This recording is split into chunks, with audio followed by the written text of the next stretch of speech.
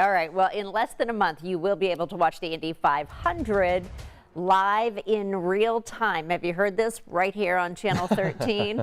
The tradition is the winner getting a kiss on the cheek from the festival princess. Yeah, but is that actually going to happen in the middle of a pandemic? And Carlos, you were able to talk to some of the princesses about how things have changed this year.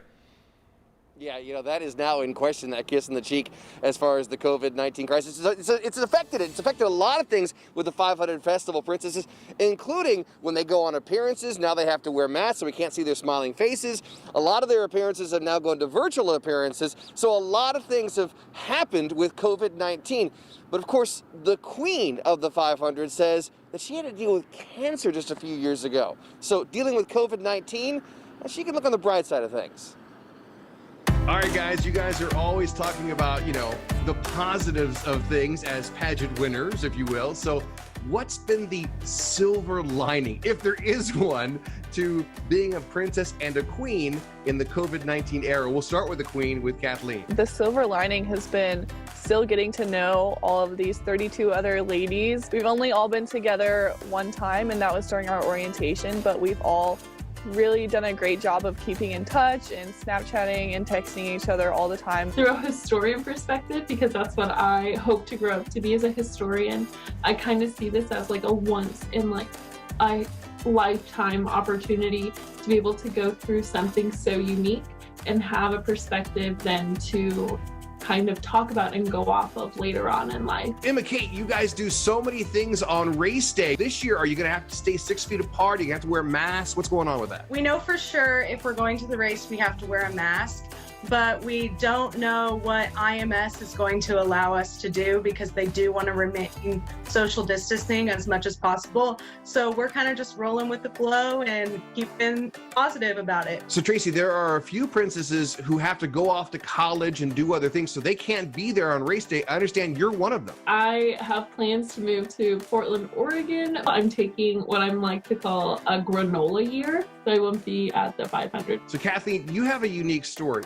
You were actually a Make-A-Wish kid? I was granted a wish because I had a life-threatening illness. I had cancer in high school, but it was a really awesome experience because now I'm a trained wish granter with Make-A-Wish, so I'm starting to give back to the organization. With everything going virtual with the 500 Festival, we had the opportunity to kind of help some of the wish kids who are still waiting for their wishes, because right now travel is not allowed. They're not allowed to do any sort of travel wishes. Well, I think everyone's thinking this question, so I'm going to ask you, Kathleen, are you going to kiss the driver who wins the 500 in the COVID-19 era? Due to COVID concerns, we're not going to be doing that this year.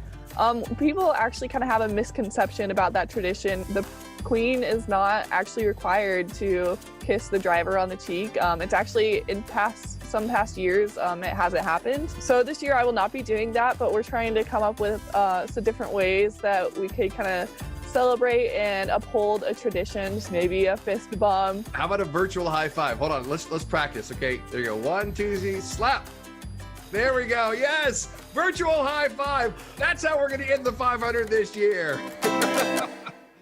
Wait, I've got a great idea. How about they have the queen on an iPad and they hand the iPad to the driver and then he can kiss the cheek of the queen that way? Maybe we're brainstorming here. We're coming up with new things. But in all honesty, Kathleen is an amazing queen because, as she said, she dealt with cancer and now she's helping Make-A-Wish kids virtually through her virtual appearances. So it's truly amazing. And in talking to Tracy now, guys, I know what a granola year is, which is that year between between graduating from college and grad school, taking a granola year. I'm learning things, guys. Back to you.